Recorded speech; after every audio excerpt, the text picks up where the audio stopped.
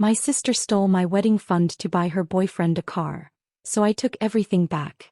Before we continue, please subscribe and leave a comment telling us where you're watching from. Your support helps this story reach the world. My name is Chloe. For my entire life, I was the responsible, hardworking daughter who followed the rules. While my younger sister, Emma, was constantly praised and spoiled, I was expected to manage my own life without any help. My parents favored Emma in every way. If she wanted an expensive toy, they bought it immediately. If I needed new shoes for school, I paid for them myself with babysitting money. I desperately wanted to escape that favoritism. By 26, I had built a peaceful life entirely on my own. I had a good job as a graphic designer, a quiet apartment, and a loving fiancé named Liam. For 5 years, I carefully saved every spare penny to fund my dream wedding. I worked long hours, skipped vacations, and lived on a tight budget. I saved exactly $40,000. It was my nest egg, meant to start my new life right. My wedding savings were stored in a high-yield family savings account. That was my one terrible mistake. A few years earlier, my parents had begged me to link my savings to their credit union profile because it offered a 5% interest rate I couldn't access on my own. Focused on growing my wedding fund, I agreed. I deposited my money believing it was safe. My parents promised that Emma had zero access to the account, that it was locked and restricted. I trusted them completely. I checked my rising balance every month, watching my future grow. I had no idea a financial disaster was quietly taking shape beneath my happy life. Liam and I were thrilled to begin wedding planning. We spent weekends touring venues across the city and finally found the perfect location. A beautifully restored historic mansion surrounded by botanical gardens. The rental cost was $20,000, exactly half my savings, but we could afford it without going into debt. On a bright Tuesday morning, we sat at my kitchen table, ready to sign the venue contract and wire the deposit. Liam held my hand across the table as I opened my laptop, logged into my banking portal, and pressed enter. I froze in absolute horror. I blinked hard, hoping my eyes were deceiving me. I refreshed the page 3 times. The balance read exactly $0. $40,000 was gone. A cold sweat washed over me. "Liam," I whispered, my voice shaking. "The money is gone." He rushed to my side and stared at the screen in disbelief. I clicked into the transaction history with trembling hands. Listed 2 days earlier was an outgoing wire transfer for exactly $40,000, sent directly to a local luxury car dealership. I grabbed my phone and called the credit union's fraud department. After 20 agonizing minutes on hold, a calm representative answered. I demanded to know how my life savings had been wired to a car dealership without my permission. He put me on hold to investigate. When he came back, his words shattered my world. "Miss, the wire transfer was requested and authorized in person by the secondary joint account holder, Emma." My own sister had walked into the bank and drained every penny of my wedding fund. I drove straight to my parents' house, burning with rage. Liam followed closely, trying to keep me calm, but I was beyond reason. I threw open the front door and marched into the living room. Emma was sitting on the couch, painting her nails and watching television. "Where is my money, Emma?" I screamed. She slowly looked up, rolling her eyes in pure annoyance. "Oh, calm down, Chloe," she scoffed, blowing on her wet nails. "Brad needed a reliable car for his new real estate job. You were just sitting on all that cash." My parents rushed in, drawn by the shouting. I demanded they force Emma to return my stolen money immediately. Instead of punishing her for theft, my mother let out a long, dramatic sigh. "Chloe, please stop being so dramatic," she said coldly. "Your sister made a silly mistake. Brad needed a nice car to impress his clients. You can have a small backyard wedding. An expensive party is a waste of money anyway." I stared at my parents in pure shock. They were defending my sister's felony. I left their house feeling physically sick and cried the entire drive home. The crushing realization that my own family valued Emma's deadbeat boyfriend over my happiness broke my heart. Liam held me quietly on the couch for hours. "We will rebuild, Chloe," he whispered, kissing my forehead. "We don't need their toxic presence in our lives." His steadiness gave me the strength I needed. I wiped my tears, took a deep breath, and made a decision. I was not going to accept this. I was going to fight back. The next morning, I began my investigation. I drove to the luxury car dealership listed on my bank's wire transfer receipt and calmly asked the receptionist to pull up the sales records for the transfer, claiming I needed them for my tax records.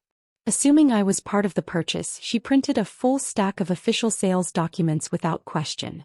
I returned to my car and reviewed the paperwork carefully. What I found took my breath away. Emma and Brad both had terrible credit scores. Because of this, the dealership had refused to register the car in either of their names. So Emma had illegally used my social security number and my excellent credit history to secure the insurance and vehicle registration. According to the legal documents in my shaking hands, Emma did not own the car. Brad did not own the car. The brand new vehicle was legally registered entirely in my name. Emma had unknowingly handed me the legal sword I needed. I drove straight to the police station with the full stack of dealership paperwork and calmly explained the situation to a fraud detective named Officer Davis. I showed him the undeniable proof that the vehicle was legally registered in my name but in the unauthorized possession of someone who had stolen my identity. Officer Davis reviewed the paperwork and gave a small, satisfied smile. "Miss," he confirmed, "because this vehicle is officially registered to you, you have every legal right to repossess it." I devised my plan carefully. Through the family grapevine, I learned that Emma and Brad were throwing a party that Saturday night, dedicated entirely to showing off Brad's shiny new car to his friends. I quietly hired a professional towing company and waited for the right moment. At 9 o'clock Saturday night, the party was in full swing at Brad's house. His luxury sports car gleamed in the center of the driveway under the outdoor lights. I parked down the street and watched from the shadows. Within 10 minutes, the tow truck arrived silently. I had provided the driver with the certified registration documents proving I was the sole legal owner of the vehicle. He didn't hesitate. He expertly backed the truck up to the car, secured the chains and hoisted it into the air. The loud clanking of the chains caught the party guests' attention. The front door swung open and Brad and Emma stumbled out, laughing, until they saw what was happening. "What the hell are you doing?" Brad screamed, dropping his drink on the driveway and sprinting toward the truck. "Put my car down. I'm calling the police." The driver calmly held up his official clipboard. "I'm executing a fully authorized legal repossession order requested by the registered owner of this vehicle," he stated clearly. Emma ran down the driveway hysterical. "I am the owner. We bought that car," she shrieked as all the party guests spilled onto the lawn to watch. I stepped out of the shadows and walked calmly up the driveway. "Actually, Emma," I said, my voice carrying over the crowd. "According to the official state registry, the dealership documents, and the legal title, I am the sole owner of this vehicle." Emma froze, staring at me in terror. Her jaw dropped. "Chloe, what are you doing here?" Brad glared at me. "You have no right to touch my car." I pulled the certified paperwork from my purse and held it up.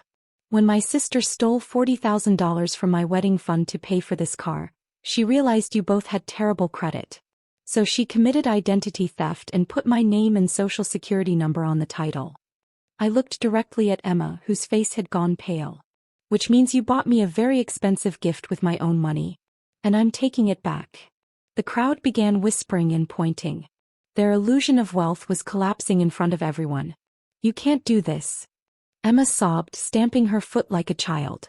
"Mom and Dad said it was fine." I laughed, a cold, clear sound that silenced the driveway. "Mom and Dad don't make the laws, Emma. And speaking of the law..." 2 police cruisers turned the corner and pulled up in front of the house. I had asked Officer Davis to send a patrol car to keep the peace, knowing Brad had a temper. 2 officers stepped out.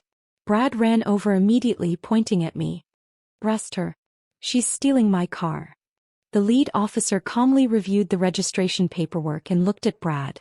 "Sir, the documents clearly state that this woman is the sole legal owner of this vehicle. She has every right to repossess her own property." Brad looked like he was about to explode. Emma collapsed to her knees on the grass. "But I paid for it," she wailed. The officer looked down at her without sympathy. "Ma'am, if you use someone else's identity to purchase a vehicle, you have committed a serious federal crime. We can discuss identity theft and grand larceny at the station if you'd like." Emma immediately went silent, utterly terrified. For the first time in her life, she was facing real consequences, and she realized the protective bubble my parents had always built around her had finally burst. The tow truck driver gave me a quick nod and drove away with the car. I turned my back on my sobbing sister and her humiliated boyfriend and walked calmly to my own car. The next morning, I sold the barely driven luxury car to a reputable dealership across town and recouped $36,000. It wasn't the full $40,000, but it was close. I transferred every penny into a new private account that only Liam and I could access and permanently closed my connection to my parents' credit union. The money was finally safe. I was ready to deliver the final blow. My parents called me 72 times that Sunday. I let every call go to voicemail. When they eventually showed up at my apartment and pounded on the door, Liam and I answered together. My mother was furious. "How dare you embarrass your sister in front of her friends?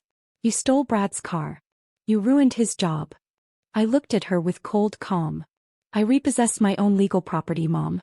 Emma committed felony identity theft and grand larceny. If you don't leave right now, I will file formal criminal charges and she will face a federal prison sentence." My father's face went pale. He knew I wasn't bluffing. "You wouldn't do that to your own family," he stammered. "You wouldn't ruin your sister's life over a wedding." I looked directly at him. "She ruined her own life. You helped her do it by enabling her for years. You let her steal my future and told me to get over it. I got over it and I got my money back." I took a breath. "You are no longer welcome in my life. You are uninvited from my wedding. You are blocked on my phone, my social media, and everywhere else.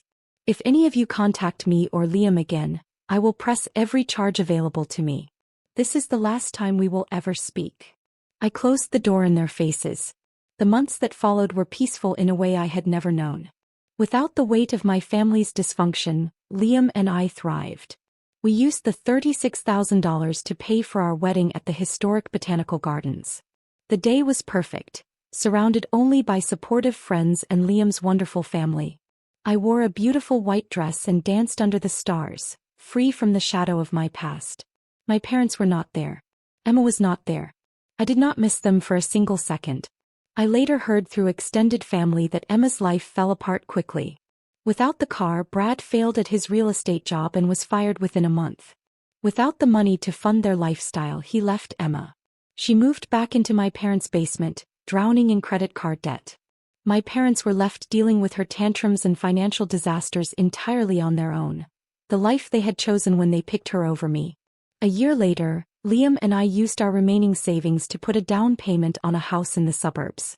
We adopted an energetic golden retriever and spent our weekends painting walls and planting flowers in the front yard. I launched my own freelance graphic design business, set my own hours, and built something entirely mine. We were genuinely, quietly happy. Sometimes I sit on the front porch with a cup of coffee and think about the morning I saw a zero balance in my account. It was the darkest moment of my life. But looking back, I understand that Emma's theft, as cruel as it was, forced me to finally stand up for myself. I lost $40,000 for a few days. In return, I gained my freedom for good. My name is Chloe. I am a business owner, a happy wife, and a woman who refuses to be a victim. I learned that family is not about shared blood. It is about mutual respect and genuine love. My sister stole my wedding fund, believing I would quietly accept it. She underestimated me. I didn't just get my money back. I got my life back. And that was worth everything.